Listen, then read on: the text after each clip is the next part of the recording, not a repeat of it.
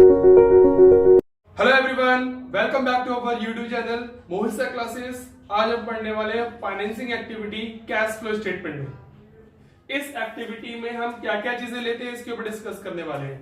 देखो, जब हम बिजनेस स्टार्ट करते हैं तो बिजनेस के लिए हमें क्या चाहिए होता है? लोन, यानी अब हम खुद का पैसा भी लगाते हैं, यानी ऑनर्स इक्विटी, खुद का पैसा लगाते हैं प्लस लोन लेते हैं। तो जो भी बिजनेस के अंदर हम फाइनेंस करते हैं, पैसा लोगों से लेते हैं, चाहे वो शेयर एज अ शेयर या फिर डिबेंचर या किसी भी बैंक से पैसा लिया, उस पैसे को यानी एक तरह से लोन लिया, उस लोन को रीपेमेंट करेंगे, उस लोन के ऊपर इंटरेस्ट भरेंगे। तो ये सारी चीजें फाइनेंसिंग एक्टिविटी में आने वाली है। पैसा आएगा तो प्लस और जाएगा तो माइनस, सिंपल फॉर्मूला है इसके अंदर। जितना भी लोन जो होगा, शेयर डिबेंचर कुछ भी, अगर वो बढ़ेगा, मतलब ने शेयर को इश्यू किया होगा तो एक तरीके से शेयर को बढ़ाएंगे हम, तो पैसा आपके पास आया होगा तो प्लस करेंगे, और अगर उन पैसे की रीपेमेंट कर देंगे, पैसे को वापस कर देंगे, रिडम्पशन कर देंगे तो माइनस कर देंगे। सिंपल, लोन अगर बढ़ेगा तो प्लस और अगर कम होगा तो माइनस। यही सारी चीजें हम लेते हैं फाइनेंसिंग एक्टिविटी में। तो चलिए इसका पहला फॉर्मेट देखते हैं और फिर एक छोटी सी एग्जांपल के साथ सारी बातें और अच्छे से क्लियर करते हैं। तो देखो, इश्यू ऑफ शेयर, जब आप शेयर को क्या करोगे? इश्यू करोगे तो पैसा मिलेगा तो प्लस। ऐसी डिवेंचर को इश्यू करोगे तो पैसा मिलेगा, उसमें भी प्लस। एज इट इज किसी बैंक से लोन लिया, फाइनेंशियल इंस्टीट्यूशन, कोई भी इंस्टीट्यूशन हो सकती है, उनसे लोन लोगे तो फिर कोई प्लस। फिर इनके ऊपर आप क्या पे करोगे? इंटरेस्ट पे करोगे। जब तक आप लोन रखते हो तो तब तक आपको ब्याज पर पे करना पड़ेगा, तो इससे इंटरेस्ट पे करना है, डिविडेंड पे करना है, और फिर रिडम्पशन करनी है। जो भी आपका लोन है उसकी वापसी करोगे, जो भी आपका ड्यूरेशन होगा जब भी आप करोगे, तो ये सारी चीजें क्या होंगी? माइनस। लोन आया तो प्लस और गया तो माइनस। फिर उस लोन को लेने में कई बार आपके एक्सपेंसेस होते हैं, जैसे कि आपने शेयर को इश्यू किया तो उससे कोई खर्चे वर्चे हैं तो पैसा गया होगा तो इसी में माइनस। ठीक है, तो लोन से रिलेटेड जो भी खर्चा होगा वो सब कुछ फाइनेंसिंग एक्टिविटी के अंदर लेना है आपको। फॉर एग्जाम्पल, जैसे कि आपके पास क्वेश्चन के अंदर पहचाना होगा कैसे भी बढ़ा या घटा, तो सिंपल सी बात है, आपको 2 ईयर गिवन होता है, बैलेंस शीट गिवन होगी ना, तो बैलेंस शीट के अंदर 2 ईयर गिवन होता है। सपोज शेयर है 50,000 और 2017 में उसका बैलेंस दिखा रहा है वो 70,000। 50 से 70 होने का क्या मतलब है भाई? 50 से 70 होने का सीधा मतलब है आपका लोन बढ़ गया है, आपने शेयर इशू कर दी है, तो आपके पास 20,000 रुपए आए होंगे ना, तो उसी 20,000 को आप यहां पर रिकॉर्ड करोगे। सेम अगर अपोजिट हो जाए, 70 से 50 हो जाए, यानी या 50 से 40 हो जाए, यानी लोन कम हो जाए, कम होने का क्या मतलब है कि आपने रीपेमेंट कर दी होगी, पैसा आपका चला गया होगा, तो उसे हम क्या कर देंगे? माइनस कर देंगे। तो पैसा आया तो प्लस और गया तो माइनस, सिंपल फॉर्मूला। ठीक है, इसके बाद थोड़ा सा मैं बता दूं, यहां पे जब आप फाइनेंसिंग एक्टिविटी बनाओगे तो आपके पास क्वेश्चन के अंदर ना बैलेंस शीट गिवन होगी, तो बैलेंस शीट में लायबिलिटीज, भाई लोन है तो सारी बातें लायबिलिटीज में होती है, तो कौन सी लायबिलिटीज को इग्नोर करना है? देखो, current liabilities, non current liabilities, और थर्ड होता है हमारा शेयर। ठीक है, तो हमें ये और ये पूरा लेना है, लेकिन अगर करंट लायबिलिटीज है तो करंट लायबिलिटीज को फुल्ली इग्नोर करना है, क्योंकि करंट लायबिलिटीज ऑपरेटिंग में आ चुका है। ऑपरेटिंग में, क्योंकि करंट लायबिलिटीज में क्या होता है? क्रेडिटर्स, आउटस्टैंडिंग, है ना, बिल्स पेबल, ये सारी चीजें ऑपरेशनली बनती है। अगर किसी को गुड्स बेचते हैं, खरीदते हैं तो क्रेडिटर बनता है ना, एज इट इज सैलरी अगर नहीं दी है तो आउटस्टैंडिंग बनता है। तो ये सारी चीजें ऑपरेशन से बनी है, इसलिए इन चीजों को हम ऑपरेटिंग एक्टिविटी के अंदर लिखेंगे। बट एक चीज ध्यान रखना है कि करंट लायबिलिटीज में जो आपका बैंक ओवरड्राफ्ट है, बैंक ओवरड्राफ्ट, ये आपको लेना है। यहां पे सारे करंट लायबिलिटीज इग्नोर करने हैं एक्सेप्ट बैंक ओवरड्राफ्ट, क्योंकि बैंक ओवरड्राफ्ट क्या होता है? Negative balance in a bank. भाई 50 आपके पास है अकाउंट में, लेकिन आपने 70 निकाल लिए, तो 20 आपका क्या होगा? ओवर निकाल लिया आपने, तो एक तरीके से बैंक ने आपको 20,000 का लोन दिया है, तो ये हमारा एक तरीके से लोन हो गया, और लोन हम फिर से वही बात कर रहे हैं फाइनेंसिंग एक्टिविटी में लेते हैं। ठीक है, तो 20,000 रुपए हम क्या करेंगे? फाइनेंसिंग एक्टिविटी में इसको ऐड कर देंगे। तो इस तरीके से मैं क्या बोल रहा हूँ, ओवरड्राफ्ट यहां लिखना है, और कोई भी करंट लायबिलिटीज नहीं लेनी है, और सारी नॉन करंट लायबिलिटीज लेनी है, जैसे आपका डिबेंचर्स है, मॉर्गेज लोन है, या फिर आपने पब्लिक डिपॉजिट ली है, ये सारी चीजें। ठीक है। शेयर में आपका इक्विटी शेयर है, प्रेफरेंस शेयर है, जिससे पैसा आएगा, सब कुछ आपको ऐड करना है, या अगर आपने वापस किया तो माइनस करना है। ठीक है। देखो शेयर जब आप वापस करते हो ना, अपने शेयर वापस खरीदते हो, उसको बायबैक बोलते हैं, उसे हम क्या करेंगे, माइनस करेंगे। ओके। बात करता हूं सिर्फ इस बात की, जो ये इंपॉर्टेंट पार्ट है यहाँ पे, डिविडेंड।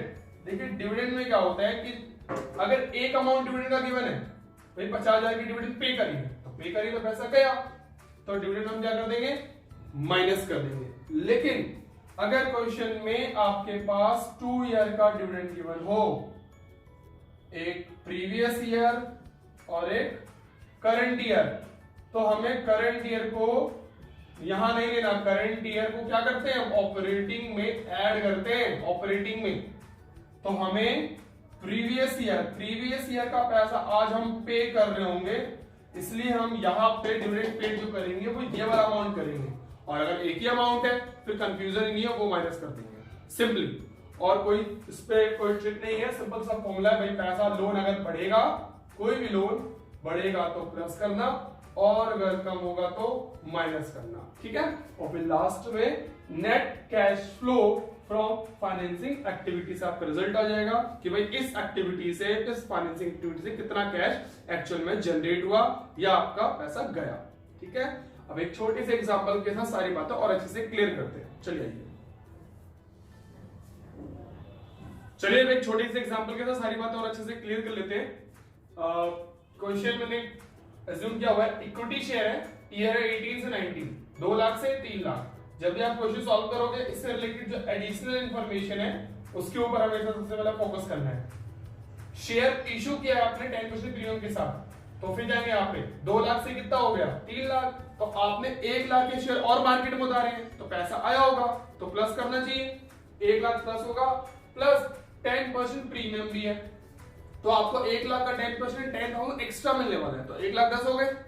और उससे रिलेटेड शेयर इशू एक्सपेंसेस भी है, तो देखो शेयर इशू एक्सपेंसेस अलग से भी दिखा सकते हैं, बट ये शेयर से रिलेटेड है, इसे डायरेक्टली इसमें अटैच कर देते हैं, तो एक्सपेंसेस माइनस होगा।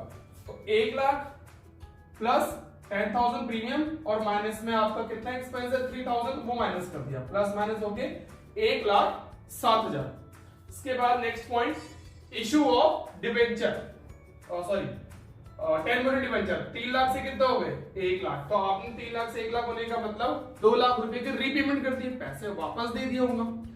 तो पैसे वापस दिया, किस पे दिया है, पार प्रीमियम डिस्काउंट, ऐसा कुछ भी गिवन नहीं है, तो आपने सिंपली दे दिया होगा पार पे 10% रिडम्पशन, 2 लाख रुपए वापस चले गए, तो इसे हम सब्ट्रैक्ट कर देंगे, माइनस कर देंगे। नेक्स्ट पब्लिक डिपॉजिट, 10,000 से कितना हो गया 20,000, तो पैसे आपने और ले लिया, इसका तो लोन लेके आए हो, 10,000 से 20,000 होने का मतलब 10,000 और आए होंगे आपके पास, तो इसको प्लस करना चाहिए, तो प्लस पब्लिक डिपॉजिट। ठीक है, पैसा आया, इसलिए ये भी क्या होगा, प्लस होगा, प्लस के लिए ब्रैकेट नहीं लगाते हैं, माइनस के लिए ब्रैकेट लगाते हैं। उसके बाद देखते हैं सारी इंफॉर्मेशन होने के बाद ये भी हो गया। अब देखो ये थर्ड इंफॉर्मेशन, डिबेंचर रिडेम्पशन कब हुआ, 1 अक्टूबर 2018 में, मतलब ये 3 लाख से 1 लाख होने का मतलब है 2 लाख रुपए की पेमेंट करी है, वो कब करी है, तो जी 1 अक्टूबर करी है। तो ऐसा इसलिए हम यहाँ पे ज्यादा पे जोर मार रहा हूँ क्योंकि यहाँ पे 10% लिखा हुआ है, जब भी किसी लोन पे परसेंटेज लिखा हो इसका मतलब उसको इंटरेस्ट भी देना पड़ेगा, बिना कहे, अगर क्वेश्चन में कहा है या नहीं कहा है आपको देना पड़ेगा। तो देखो इंटरेस्ट की कैलकुलेशन करते हैं, इसके लिए बना लेते हैं वर्किंग नोट।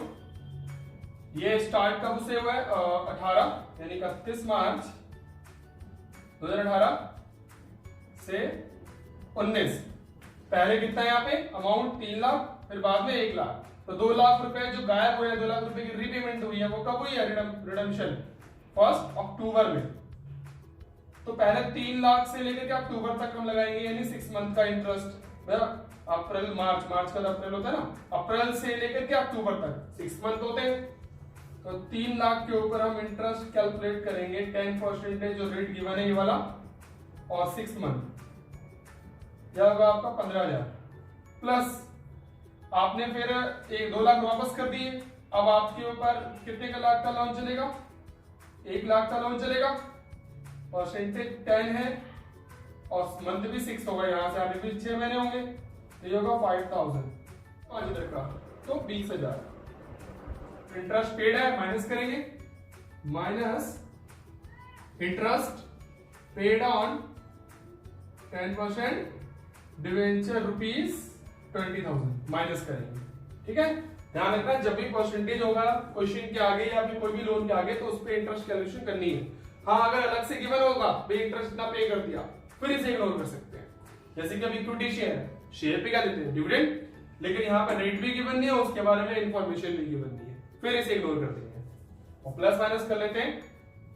1,07,000 प्लस का 1,27,000 प्लस, ठीक है, 127 प्लस का, और 2,20,000 नेगेटिव, तो 10 में 7 के 3 और 11 में 2 के तो 9, 93,000 नेगेटिव आ रहा है, तो नेगेटिव को मैं क्या बोलूंगा, used, net cash used in financing activity. वही एक्टिविटीज है इस साल 93,000 एग्जैक्ट गए हुए। ठीक है, तो उम्मीद करता हूं आज का पूरा फाइनेंसिंग एक्टिविटी का पूरा कॉन्सेप्ट आपको समझ में आ गया हो। और लेक्चर नंबर 5 से पहले 4, 3, 2 इन सभी चीजों में मैंने आपको एक्टिविटी जो है ऑपरेटिंग एंड इन्वेस्टिंग को कंप्लीट डिस्क्राइब किया हुआ है विद एग्जांपल, तो पहले आप वो भी देख लें, लिंक में डिस्क्रिप्शन में डाल दूंगा। एंड नेक्स्ट जो लेक्चर नंबर 6 है उसके अंदर मैं complete operating, investing and financing जो आपके एग्जाम के पर्पज से बहुत इंपॉर्टेंट होगा उसमें उस टाइप के मैं क्वेश्चन करवाऊंगा। ठीक है, तो अगर आपको आज का पूरा कॉन्सेप्ट समझ आ गया हो तो प्लीज वीडियो को लाइक करें, शेयर करें, चैनल को सब्सक्राइब करें। Thank you.